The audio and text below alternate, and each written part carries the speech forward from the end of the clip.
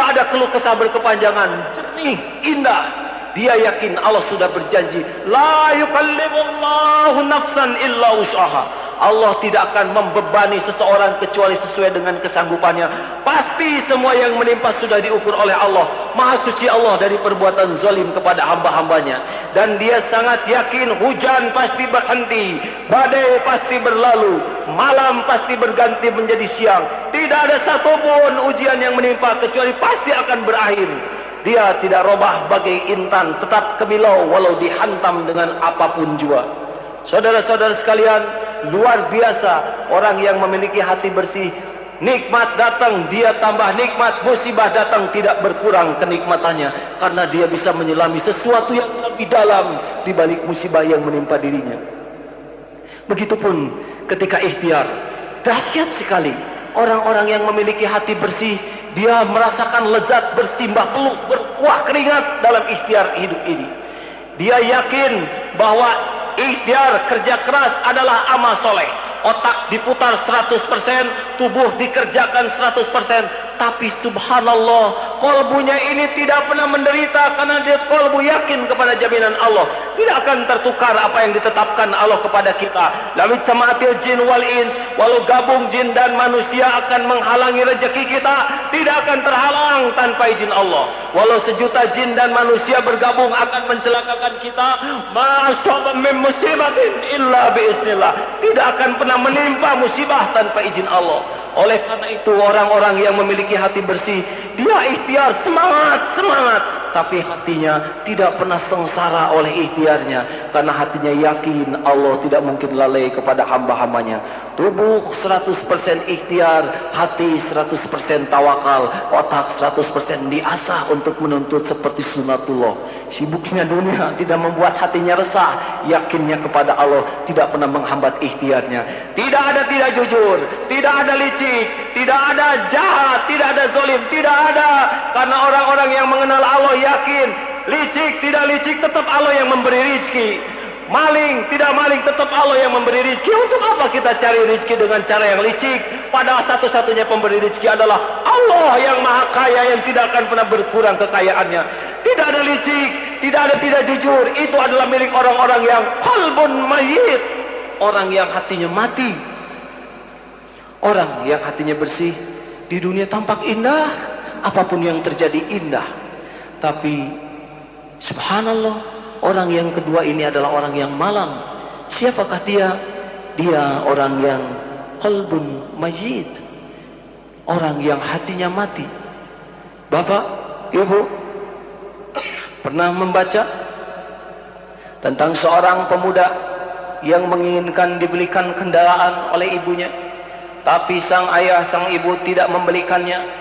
Tiba-tiba diambil sebilah sangkur, dijambak rambut ibunya, disembelih leher ibu kandungnya sendiri.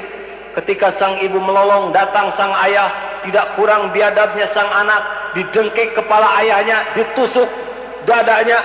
Ibu, bapak tewas binasa di tangan anak kandungnya sendiri. Mengapa seorang anak bisa menjadi biadab seperti ini?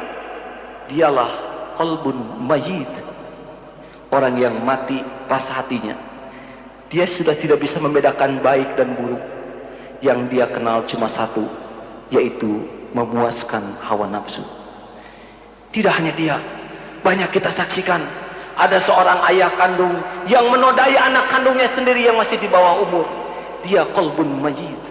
Banyak kita dengar Serbia begitu biadab, atau di mana orang-orang yang begitu tidak punya nurani. Atau tidak kalah bedanya dengan orang-orang atau pengusaha-pengusaha yang sudah dititipi dunia oleh Allah, tapi dia terus memeras keringat karyawannya sampai habis, padahal dia bergelimang harta. Dia menikmati di atas kesengsaraan orang lain. Dia qalbun mayyit, orang yang sudah mati hatinya.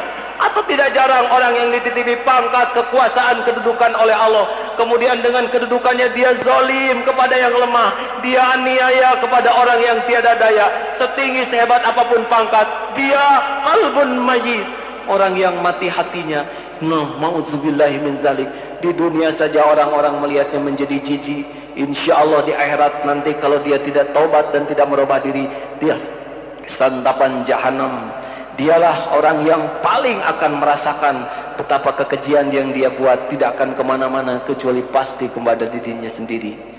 Saudara-saudara, yang ketiga adalah qalbun marid, pertengahan hati yang sakit. Mungkin ini hati kita. Kita mengenal Allah, tapi kita belum merasa nikmatnya yakin. Kita taat, tapi kita belum merasakan lezatnya sholat. Kita melakukan amal, tapi belum bermutu ikhlas kita. Ciri orang yang hatinya sakit adalah selalu resah, gelisah, was-was, takut, bingung. Dia ikhtiar kadang-kadang jujur, kadang-kadang tidak jujur. Dia bekerja kadang-kadang cemas, takut tidak kebagian. Ya, ibadah kadang-kadang semangat, kadang-kadang tidak. Orang yang resah, gelisah, was-was ini ciri-ciri qalbun marid. Yang kalau tidak segera diobati, dia makin lama terus akan terus akhirnya qalbun mayyit. Tapi kalau kita diobati dengan baik, cepat-cepat kita beri terapi yang mantap, lama-lama dia sehat. Qalbun sahih akan menjadi orang yang merasakan indahnya hidup ini. Saudara, mudah-mudahan sebagai penutup dari khutbah ini akan membuat kita semakin waspada dengan 4 virus yang akan membuat hati kita membeku. Hidup ini tidak indah dan bagaimana mengatasinya. 1. Awas. Kunci pertama yang akan membuat hati ini semakin membusuk, kotor, keras, membatu. Dia adalah orang yang tidak bisa menjaga pandangan. Barang siapa yang ketika di dunia ini tidak mahir menjaga pandangan, gemar melihat hal-hal yang diharamkan oleh Allah. Umar bin Khattab pernah berkata, lebih baik aku berjalan di belakang singa daripada aku berjalan di belakang wanita. Orang-orang yang sengaja mengobrol pandangannya terhadap yang tidak hak bagi dirinya, tidak usah heran hati semakin keras membatu dan nikmat iman pun akan semakin hilang manisnya. Tidak hanya terhadap lawan jenis. Orang-orang yang matanya selalu melihat dunia ini, melihat sesuatu yang tidak dia miliki, melihat mobil yang lebih bagus, melihat rumah yang lebih bagus, hatinya terus akan bergolak memikirkan apa yang tidak dia miliki daripada menikmati apa yang dia miliki. Maka kunci bagi orang memiliki hati yang bersih, tundukkan pandangan. Subhanallah, tundukkan pandangan. Lihat lawan jenis, lihat yang bukan muhrim, tundukkan, karena berawalnya maksiat dari pandangan. Kalau melihat dunia, jangan lihat ke atas, capek, tidak akan kemana-mana rezeki kita. Mati-matian kita ingin, kalau Allah tidak memberi, tidak akan kita dapatkan. Tapi lihatlah ke bawah. Lihatlah orang yang lebih fakir dari kita. Lihatlah orang yang lebih menderita dari kita. Lihatlah orang yang jauh lebih sederhana. Makin sering melihat sesuatu ke bawah, subhanallah, hati ini akan semakin penuh syukur dibanding dengan orang yang tengadah. Tapi kalaupun kita akan melihat ke atas, tatap ke atas, ke langit sekaligus. Allahu Akbar, Allahu Akbar. Dialah penguasa alam semesta, Allah yang maha kaya. Kalau mau lihat, lihatlah kekuasaan Allah. Dia tidak akan berkurang kekayaannya kalaupun kita minta sampai akhir hayat.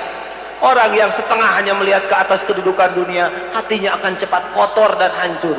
Tapi kalau tunduk melihat dunia, tenggadah melihat keagungan kebesaran Allah, dialah akan menjadi orang yang hatinya bersih.